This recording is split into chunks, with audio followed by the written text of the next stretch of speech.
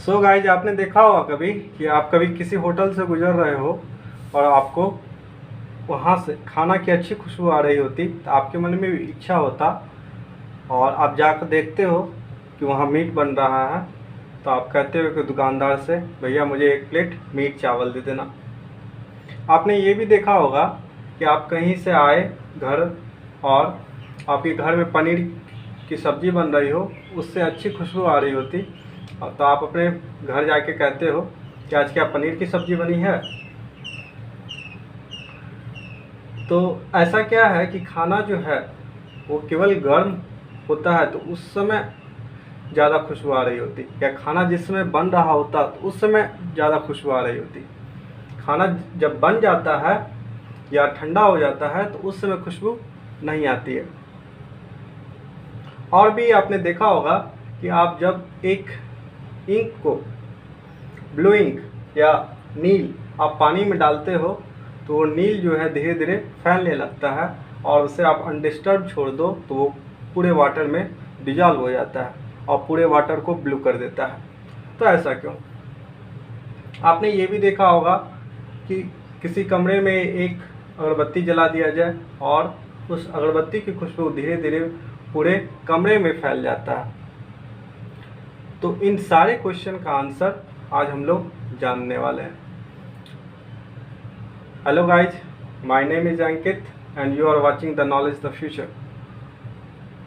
तो आज का हमारा टॉपिक इन सारे क्वेश्चन का आंसर ढूंढना है, और आंसर इन सारे क्वेश्चन का है डिफ्यूजन। जैसा कि मैंने पहले भी कहा था कि मैटर के काइनेटिक प्रॉपर्टी बहुत सारे फेनोमेनन का कारण बनता है, तो उनमें से एक फेनोमेनन जो है डिफ्यूजन है, और वो मैटर के काइनेटिक प्रॉपर्टी का ही रिजल्ट है।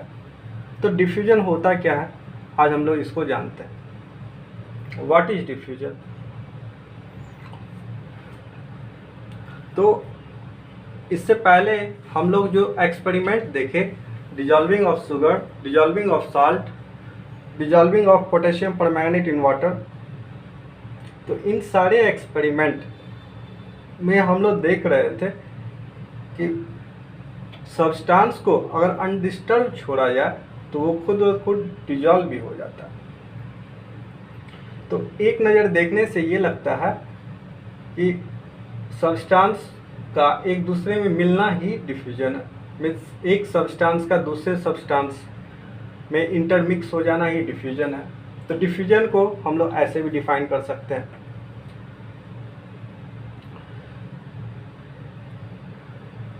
The process of intermixing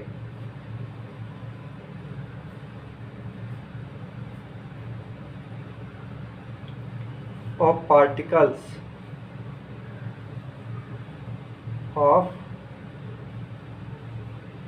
two or more substances on their own is called diffusion.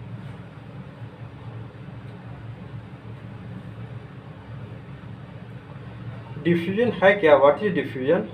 Process is called diffusion. Process एक, डिफ्यूजन जो है एक तरह का प्रोसेस, लेकिन इस प्रोसेस में क्या होता है, इस फेनोमेनन में क्या होता है, तो ये इंटरमिक्सिंग होता है।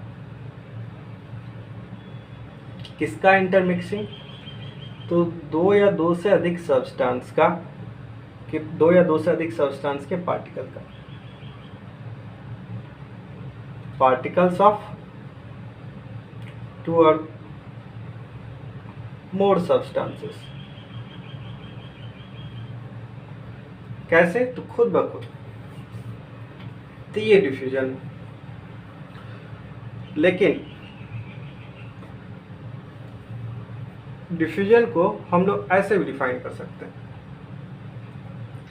एक नज़र में तो ये लगता है कि डिफ्यूजन क्या होता है, तो ये इंटरमिक्सिंग का प्रोसेस है पार्टिकल्स का, जो खुद भी एक दूसरे से इंटरमिक्स हो जाता है, आसानी से इंटरमिक्स हो जाता है।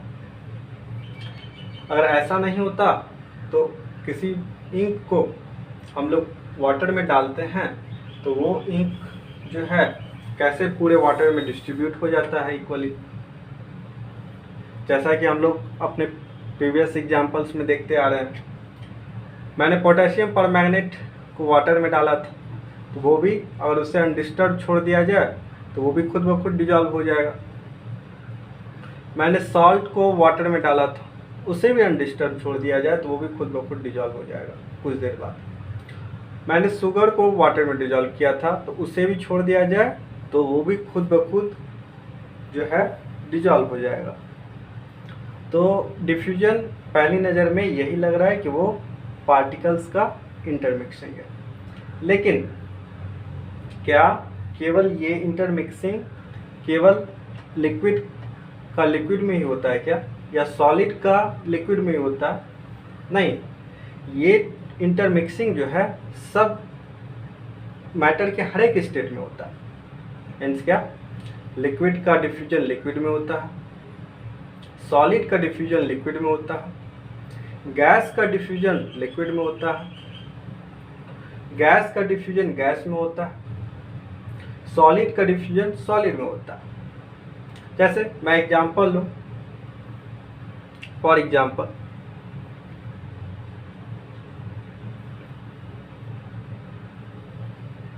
Mixing of ink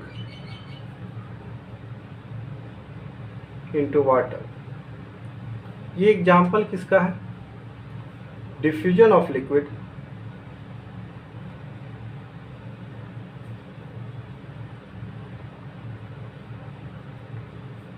into liquid,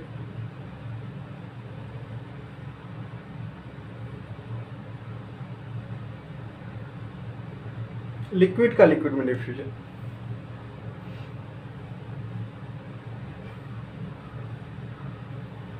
दूसरा, डिफ्यूजन ऑफ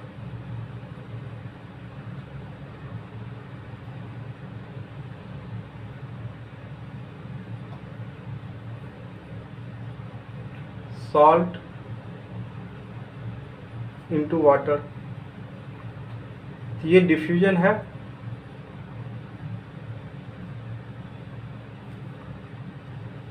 सॉलिड का।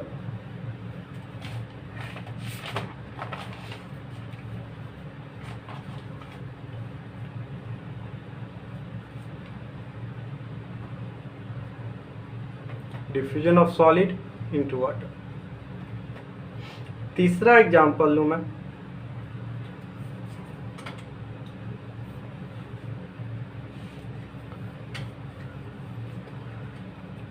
मिक्सिंग ऑफ ऑक्सीजन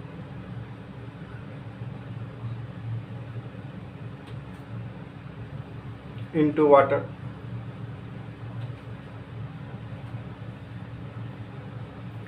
तो ये डिफ्यूजन है, diffusion of gas into liquid का एग्जाम्पल है। फोर्थ एग्जाम्पल लूँ मैं, तो मिक्सिंग of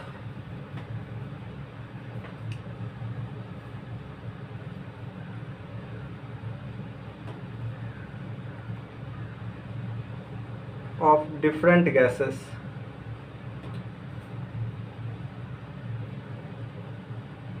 like CO2, CO, O2, H2 etc. ये किसका एग्जाम्पल है? Diffusion of gases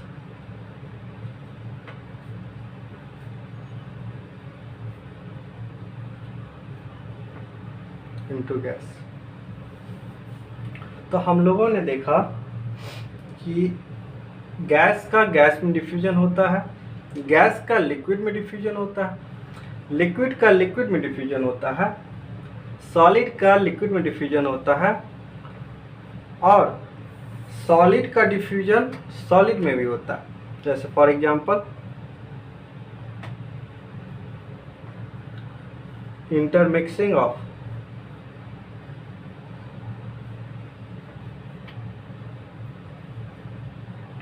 metal to form alloys। एल्वाइज जो फॉर्म करते हैं हम लोग, तो उसमें मेटल को मिक्स किया जाता है, दो या दो से ज़्यादा मेटल को हम लोग लेके मिक्स करते हैं। तो ये एग्जांपल जो है वो भी diffusion of solid into solid है।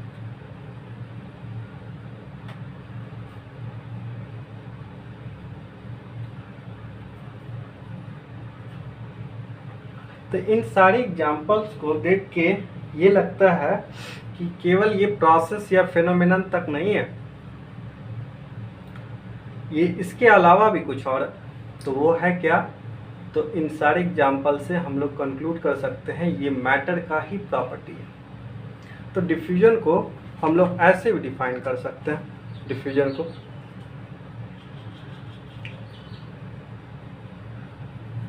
Another definition of diffusion,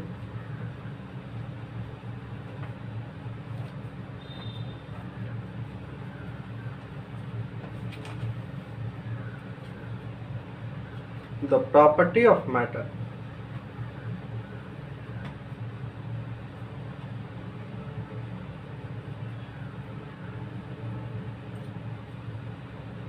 due to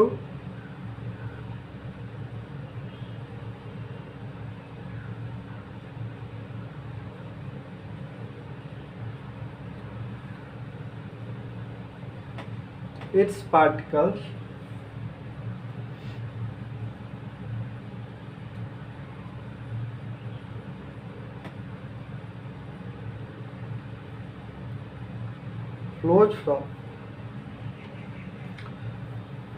moves from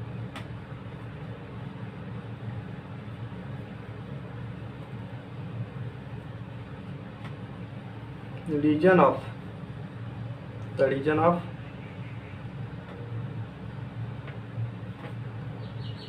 higher concentration to the region of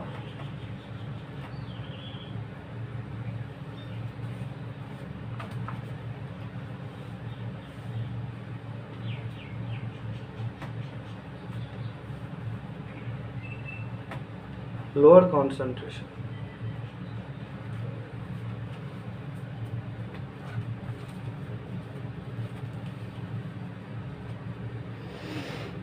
actually ये मैटर का ही प्रॉपर्टी है। डिफ्यूजन क्या है? What is diffusion? Property of matter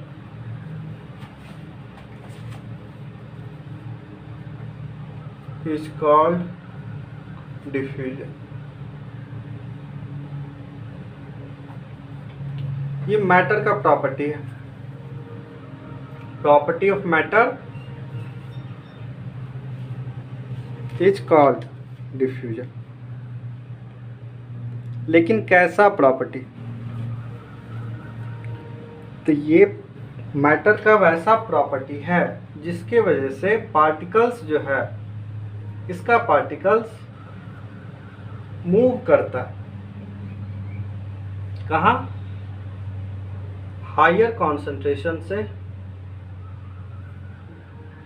lower concentration की तरफ।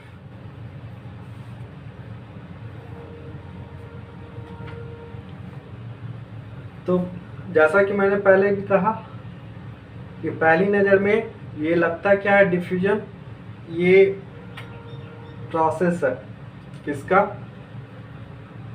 Substance का एक दूसरे से मिक्स हो जाना, यानी सब्सटेंस का एक दूसरे से मिक्स होना ही डिफ्यूजन है। बिल्कुल ये सही है।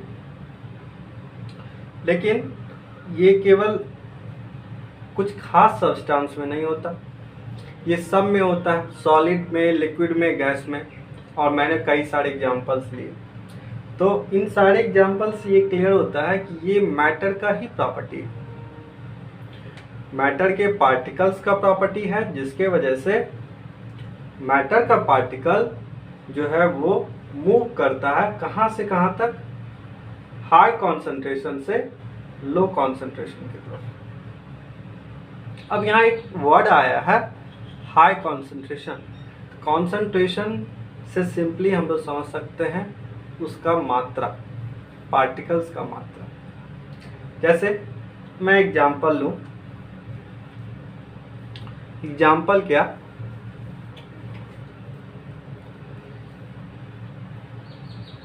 कि हम लोग 1 ग्लास ऑफ वाटर ले रहे हैं या वाटर ले रहे हैं किसी कंटेनर में, और उसमें कुछ वाटर ले लिए। वाटर के इस प्लेस पर हम लोग 1 ड्रॉप इंक डालें, मान लेते हैं वो ब्लू कलर है। वो इंक जो है धीरे धीरे सब जगह मूव करना शुरू हो जाएगा, इधर उधर हर डायरेक्शन में, और पूरी तरह से वाटर को जो है ब्लू कर देगा। तो एट फर्स्ट इंक का पार्टिकल का मात्रा, क्वांटिटी किस तरफ ज़्यादा था, तो वाटर के जिस पोजीशन पे ये गिरा था वहाँ पे उसका मात्रा ज़्यादा था, उसका क्वांटिटी ज़्यादा था, उसका कॉन्सेंट्रेशन ज़्यादा था। साइंस के टर्म में हम लोग उसको कॉन्सेंट्रेशन कहेंगे। अब ये कॉन्सेंट्रेशन यहाँ ज़्यादा है तो पार्टिकल्स जो है यहाँ से मूव करना शुरू करेगा और हर डायरेक्शन में फैल जाएगा वो, और वो तब तक फैलेगा जब तक कि पार्टिकल्स का नंबर सेम ना हो जाए। मीन्स पार्टिकल्स जो है वो हायर कॉन्सेंट्रेशन रीजन से लोअर कॉन्सेंट्रेशन रीजन की तरफ फ्लो करेगा। ठीक है, दूसरा एग्जांपल ले, ये था इंक ब्लू और ये था वाटर।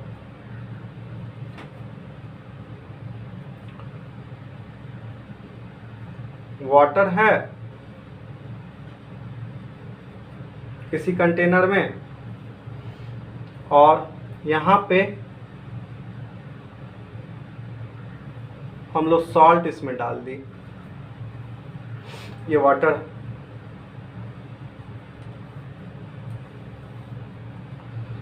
तो एक्चुअली सॉल्ट जो है अभी इस रीजन में ज़्यादा क्वांटिटी में प्रेजेंट। फिर क्या होगा, ये सॉल्ट जो है धीरे धीरे डिस्ट्रीब्यूट होगा और यहाँ से लोअर कॉन्सेंट्रेशन वाले रीजन की तरफ मूव करेगा, और मूव करेगा तब तक मूव करेगा जब तक कि इसका क्वांटिटी सेम ना हो जाए। जस्ट लाइक मैं ऐसा कह सकता हूँ, जैसे मान लेते हैं कि ये सॉल्ट का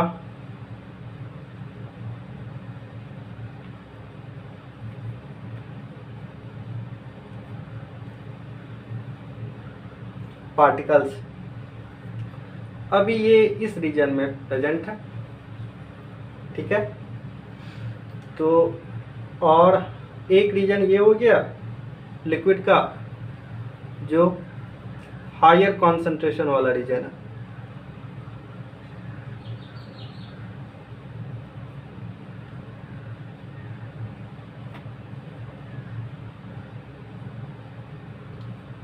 और ये लिक्विड का दूसरा रीजन है जहाँ पे अभी सॉल्ट है ही नहीं, जस्ट लाइक ये रहा हायर कॉन्सेंट्रेशन, और इस रीजन के अलावा सॉल्ट प्रेजेंट है ही नहीं, कहीं लोअर कॉन्सेंट्रेशन है सब जगह।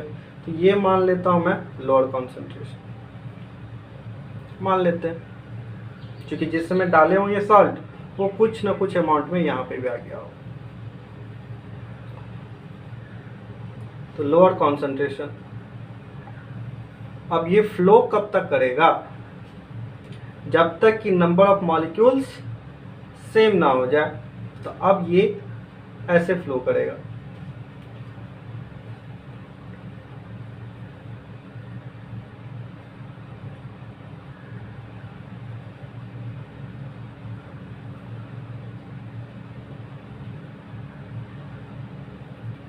मीन्स नंबर ऑफ पार्टिकल्स दोनों रीजन में सेम हो जाना चाहिए, ये तब तक फ्लो करेगा।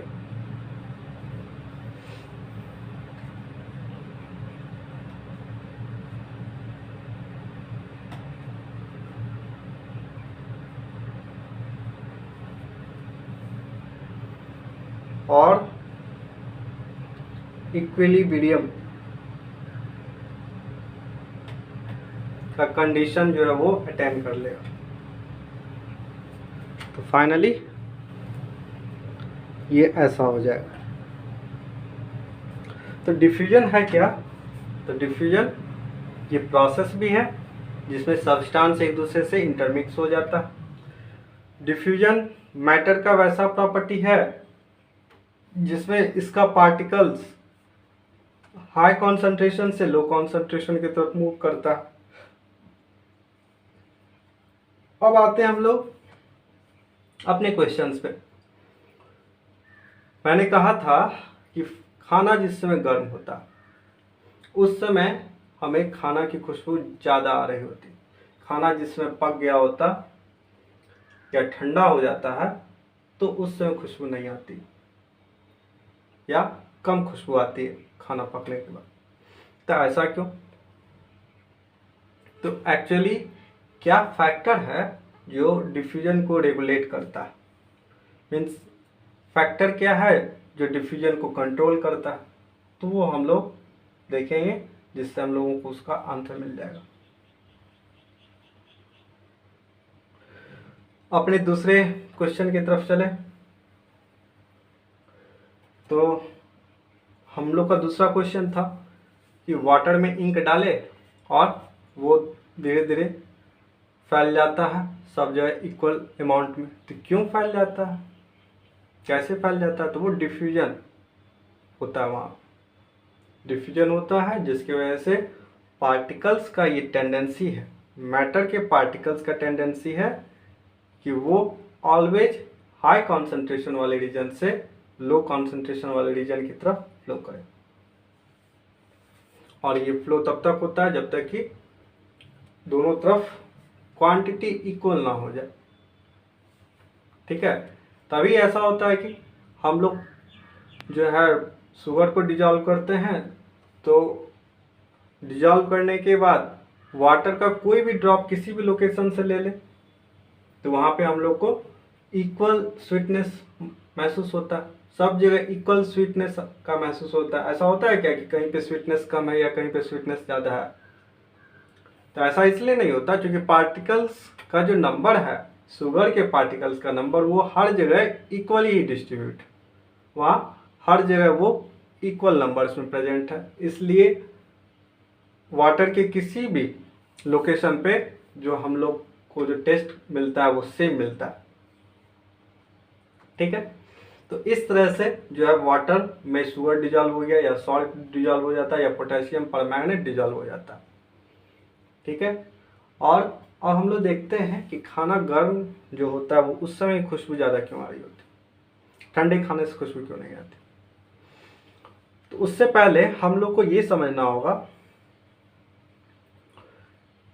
कि सॉलिड, लिक्विड और गैस, इसका स्ट्रक्चर कैसा होता है। तो सॉलिड में जो होता है पार्टिकल्स वो काफ़ी क्लोज होते हैं, इस तरह से, जस्ट लाइक सॉलिड में पार्टिकल्स काफ़ी क्लोज होते हैं, एकदम सटे हुए। उसमें स्पेस ना के बराबर होता है नेग्लिजिबल होता है स्पेस। इसका काइनेटिक एनर्जी भी जो है वो बहुत नेग्लिजिबल, ना के बराबर होता है, बहुत बहुत ही कम होता है, नेग्लिजिबल होता है वो ऑलमोस्ट। लिक्विड में क्या होता है? तो लिक्विड का पार्टिकल्स जो होता है वो सॉलिड के कंपैरिजन में ज़्यादा उसमें स्पेस प्रेजेंट होता है। और ये जो एरो दिख रहा होगा, ये एरो, तो ये एरो से मैं इस लिक्विड का डायरेक्शन दिखा रहा हूँ, लिक्विड के पार्टिकल्स का, ये लिक्विड इधर उधर मूव कर रहा है, मीन्स इसमें काइनेटिक एनर्जी है, मीन्स वो मोशन में है। और ये रहा गैस का पार्टिकल। तो गैस में मैक्सिमम होता है क्या? स्पेस, और काइनेटिक एनर्जी भी जो होती है उसमें मैक्सिमम होता है। तो खाना जो है जिस समय गर्म हो रहा होता तो उस समय हम लोग उसको काइनेटिक एनर्जी जो है प्रोवाइड कर रहे होते, मीन्स हम लोग उसको हीट दे रहे होते हैं। और हीट देने से किसी भी सब्सटेंस का काइनेटिक एनर्जी जो है वो बढ़ जाता है। दैट मीन्स क्या? उसका मोशन का जो रेट होता है, मोशन का जो स्पीड होता है वो बढ़ जाता है मूव करने का। इसी वजह से कि खाना जिस समय बन रहा होता उस समय कुछ फूड पार्टिकल जो है वो गैस में कन्वर्ट होता है, ठीक है। क्योंकि गैस का पार्टिकल जो होगा उसमें ज़्यादा काइनेटिक एनर्जी होगी, वो ज़्यादा फास्ट मूव कर सकता है, ज़्यादा दूर जा सकता है, और वो पार्टिकल जो है खुशबू जो है वो एयर के साथ इंटरमिक्स हो जाता है और हमारे नाक तक पहुंचता है, और हम लोग महसूस करके पूछते हैं अरे वाह आज तो पनीर की सब्ज़ी बनी है, आज तो मीट बना। तो हम लोगों को इसका एहसास हो जाता है।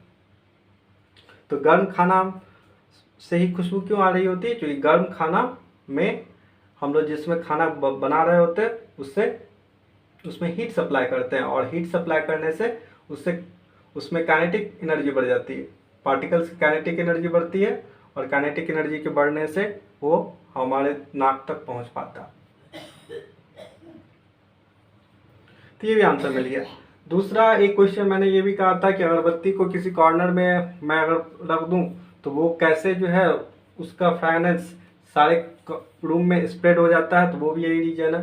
अगरबत्ती जब वो जलाते हैं तभी ऐसा होता है। ये अगर अगरबत्ती को ना जलाया जाए और ऐसे रूम में छोड़ दिया जाए तो उसका कोई स्मेल जो है, कोई फ्रेगनेंस जो है हम लोग महसूस नहीं करते। तो अगरबत्ती जिस समय जल रहा होता उसी समय आता है। तो जलाने पे क्या होता है, तो वही मैंने कहा हीट जैसे सप्लाई होता है तो अगरबत्ती का पार्टिकल्स जो होता है वो ज़्यादा मोशन में आ जाता है, उसकी काइनेटिक एनर्जी बढ़ जाती है, और कुछ सॉलिड पार्टिकल्स गैस में कन्वर्ट हो जाते हैं, और उस तरह से वो सारा गैस जो है एयर के साथ इंटरमिक्स होके पूरे रूम में फैल जाता है। तो सारे क्वेश्चन का आंसर हम लोगों ने देखा, और हम लोग को पता चला कि डिफ्यूजन ही इन सारे फेनोमेनन के पीछे, सारे प्रोसेस के पीछे। और ये डिफ्यूजन का कारण क्या है, तो मैंने बताया अभी डिफ्यूजन का कारण मैटर का काइनेटिक प्रॉपर्टी है। डिफ्यूजन हो क्यों रहा है अब हम लोग इस पे डिस्कस करते हैं। अब एक चीज़ हम लोग को देखना होगा कि क्या इंक जो है वो इंक अगर हम लोग लिक्विड में डालते हैं तो लिक्विड में डाले तो वो इंक डिजॉल्व हो जाता है आसानी से डिफ्यूजन की वजह से, ये तो हम लोगों ने देख लिया। लेकिन उसी इंक को अगर हम लोग मान लेते हैं ये है कोई सॉलिड, इसके इस पोर्शन पे इंक डाला जाए तो क्या यहाँ से इंक फैलना शुरू होता है क्या? तो क्यों नहीं फैलता? इसमें वाटर की तरह जो है इंक जो है पूरी तरह से डिस्ट्रीब्यूट क्यों नहीं हो पाता, इक्वली डिस्ट्रीब्यूट क्यों नहीं हो पाता? तो आंसर है इसका, मैंने अभी बताया कि सॉलिड के जो पार्टिकल्स हैं उसमें जगह है ही नहीं, नेग्लिजिबल स्पेस है, बहुत कम है ही नहीं से मतलब है नेग्लिजिबल स्पेस, ना के बराबर स्पेस है उसमें, और उसका काइनेटिक एनर्जी भी जो है उसके पार्टिकल का वो भी नेग्लिजिबल है सॉलिड का। इसी वजह से तो इसका शेप फिक्स्ड है। तो इसके वजह से जब भी हम लोग इसमें डालते हैं इंक का एक ड्रॉप तो वो जहाँ रहता है वहीं पे रह जाता है, ज़्यादा दूर तक फैल नहीं पाता, जस्ट लाइक जैसे वाटर में ऐसा होता। क्योंकि इसमें जगह ही नहीं प्रेजेंट, स्पेस ही नहीं प्रेजेंट है। स्पेस रहेगा तो वो सारी जगह इक्वली डिस्ट्रीब्यूट हो पाएगा, और इसमें मोशन भी नहीं है इसके पार्टिकल में, केवल वाटर इंक के पार्टिकल में जो है मोशन प्रेजेंट है, तो वो ज़्यादा दूर तक नहीं जा पाता क्योंकि इसका पार्टिकल इसको रोकता है, सॉलिड का पार्टिकल इसको रोकता है, और इसमें जगह होता ही नहीं तो वो उसे घुसने ही नहीं देता। तो हम लोग ये भी जाने कि डिफ्यूजन होने के लिए दो चीज़ चाहिए। एक तो चाहिए टेम्परेचर जो हमें हीट से मिला, जस्ट लाइक जो मैंने खाना का भी एग्जांपल लिया कि गर्म खाना से ही केवल खुशबू आता है। अगरबत्ती जब ठंडा रखा होता है तो वो उससे कोई खुशबू नहीं आता, अगरबत्ती जिसमें जलाते हैं उससे उसमें से खुशबू आता। तो ये चीज़ हम लोग देख पा रहे हैं कि हीट ही उसको रेगुलेट कर पाता है, डिफ्यूजन को कंट्रोल कर पाता है। तो डिफ्यूजन का फैक्टर क्या है? तो एक फैक्टर हम लोगों ने जाना, वो है डिफ्यूजन का एक फैक्टर टेम्परेचर। तो फैक्टर्स हम लोग देख रहे हैं। रीजन हम लोग जाने, डिफ्यूजन होने के लिए क्या चाहिए? तो डिफ्यूजन होने के लिए पार्टिकल्स के बीच स्पेस होना चाहिए, और पार्टिकल्स जो है मोशन में भी होना चाहिए, तभी डिफ्यूजन हो सकता है। तो क्या फैक्टर है जो डिफ्यूजन को कंट्रोल करता है? तो एक फैक्टर हम लोग को आंसर मिला, वो है टेम्परेचर। कि टेम्परेचर बढ़ाएंगे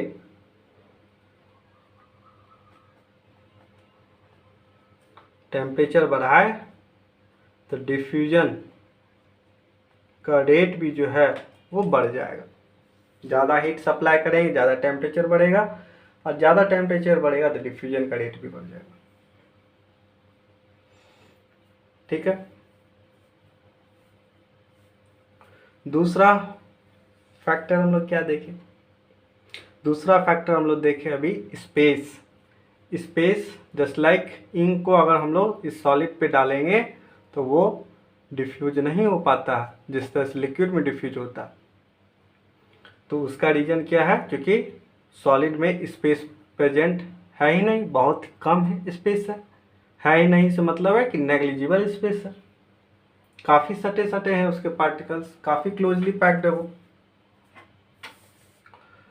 तो अगर इस स्पेस को कम कर दें तो हम लोग डिफ्यूजन को भी कंट्रोल कर सकते हैं, रेगुलेट कर सकते हैं। तो स्पेस हम लोग कैसे कम कर सकते हैं? तो प्रेशर अप्लाई करके स्पेस हम लोग कम कर सकते हैं।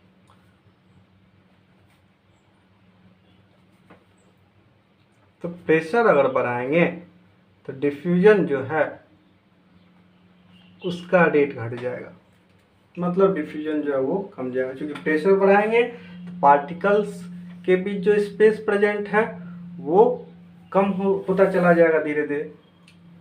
और प्रेशर हम लोग बहुत बढ़ा दें, इतना बढ़ा दें कि पार्टिकल के बीच का जो स्पेस है वो नेग्लिजिबल हो जाएगा, तो डिफ्यूजन जो है उसका रेट बहुत ही कम हो जाएगा। इसलिए सॉलिड का डिफ्यूजन सॉलिड में जो होता है वो सबसे कम होता है। सबसे ज़्यादा डिफ्यूजन किस में होता है? तो सबसे ज़्यादा डिफ्यूजन होता है गैस का, गैस में डिफ्यूजन। उससे कम किस में होता है? तो उससे कम होता है गैस का लिक्विड में डिफ्यूजन। उससे कम किस में होता है? लिक्विड का लिक्विड में डिफ्यूजन। और सबसे कम जो होता है वो सॉलिड का सॉलिड में डिफ्यूजन होता है। तो डिफ्यूजन है क्या हम लोगों ने देखा, कुछ क्वेश्चंस का हम लोग आंसर भी देखा कि उस क्वेश्चन के पीछे क्या है। तो आंसर हम लोगों को मिला वो डिफ्यूजन ही हो रहा है। उस क्वेश्चन को समझने के लिए, उस क्वेश्चन का आंसर देने के लिए हम लोग को डिफ्यूजन समझना था, तो डिफ्यूजन हम लोग समझ ली।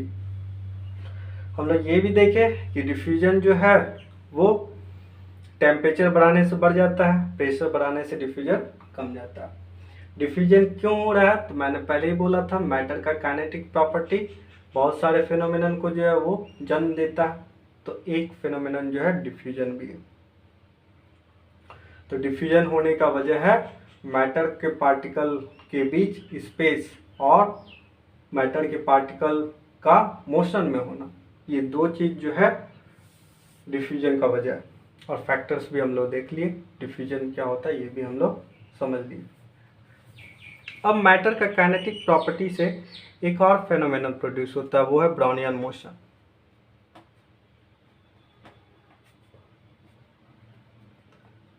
तो ब्राउनियन मोशन क्या होता है? तो ये आप लोगों ने देखा होगा कि डस्ट पार्टिकल किसी बंद कमरे में अगर वेंटिलेशन से देखा जाए तो वहाँ जो सन का लाइट जो आ रहा होता, तो उस सन के लाइट में बहुत सारे डस्ट पार्टिकल हम लोग देखते हैं वो रैंडम मूव कर रहे होते चारों तरफ।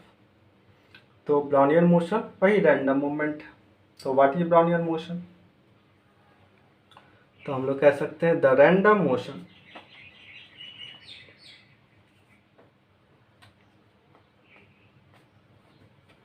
The random motion of particles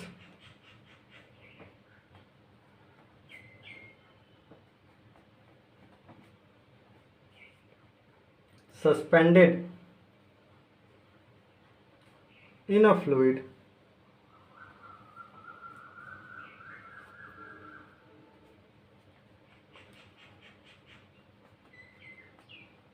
resulting from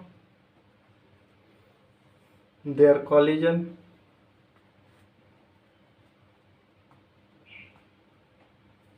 with the particles of fluid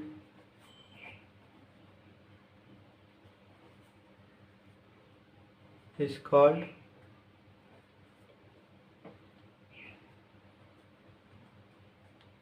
Brownian motion. जैसे for example the movement of the random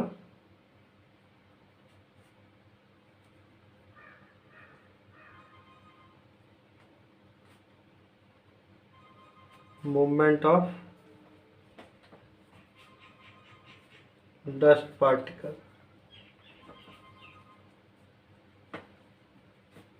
in air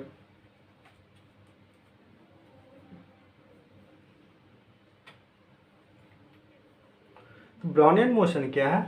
तो एक्चुअली रैंडम मोशन, पार्टिकल्स का रैंडम मोशन ही है Brownian motion. Random motion of particles is called Brownian motion. लेकिन ये random motion कब होता है? जब पार्टिकल्स जो है किसी फ्लूइड में मिक्स हो. ठीक है, किसी फ्लूइड में तैर रहा हो. सस्पेंडेड मीन्स यहाँ तैरना, फ्लोट करना हो गया. ठीक है, और फ्लूइड क्या होता है? तो फ्लूइड वैसे सब्सटेंस को कहते हैं जिसमें फ्लोइंग प्रॉपर्टी हो. कोई भी गैस, कोई भी लिक्विड जो है वो फ्लूइड है, क्योंकि सारे गैस और लिक्विड में जो होता है फ्लो करने की प्रॉपर्टी होता है. तो जब पार्टिकल्स रैंडमली मूव करता किसी फ्लूइड में, और वो मूवमेंट क्यों होता है? तो वो मूवमेंट होता है फ्लूइड पार्टिकल के कॉलिजन से. फ्लूइड का पार्टिकल जो है वो कोलाइड करता है. जैसे डस्ट का पार्टिकल का मूवमेंट क्यों हो रहा है, रैंडम मूवमेंट क्यों हो रहा है? तो डस्ट का पार्टिकल जो है वो एयर के पार्टिकल से कोलाइड करता है और इधर उधर जो है वो किसी भी डायरेक्शन में डायरेक्शन लेस जो है मूव करता है. जैसे मैं मान लूँ क्या कि ये मेरा रूम है सपोज, और यहाँ है वेंटिलेशन का, और यहाँ से हम लोग देख रहे हैं क्या कि एयर प्रेजेंट है, और इस एयर में पार्टिकल्स जो है वो डस्ट पार्टिकल भी प्रेजेंट है जो इधर मूव कर रहे हैं. कोई इधर मूव कर रहा है, कोई इधर मूव कर रहा है, कोई इधर मूव कर रहा है, कोई इधर मूव कर रहा है. मतलब वो रैंडम इधर उधर मूव किए जा रहा है. ठीक है, तो ये रैंडम मूवमेंट हो रहा होता. तो इसी रैंडम मोशन को हम लोग ब्राउनियन मोशन कहते हैं. अब कोई कहेगा डिफ्यूजन और ब्राउनियन मोशन में क्या डिफरेंस है? तो डिफ्यूजन मैंने कहा वो ऑलवेज हाई कॉन्सेंट्रेशन से लो कॉन्सेंट्रेशन की तरफ मूव करता है. लेकिन ब्राउनियन मोशन में ऐसा नहीं है. ब्राउनियन मोशन में पार्टिकल्स किसी भी डायरेक्शन में मूव कर जाता है.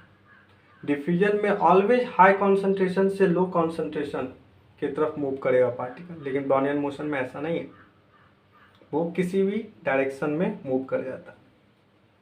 तो एक्चुअली डस्ट का एयर में डिजॉल्व हो जाना वो डिफ्यूजन है. और डिजॉल्व होने के बाद जब वो डस्ट पार्टिकल का रैंडम मूवमेंट होता है इधर उधर किसी भी डायरेक्शन में, तो वो है ब्राउनियन मोशन. तो मैं उम्मीद करता हूँ ब्राउनियन मोशन और डिफ्यूजन आप लोगों का क्लियर होगा. Okay, thanks for watching.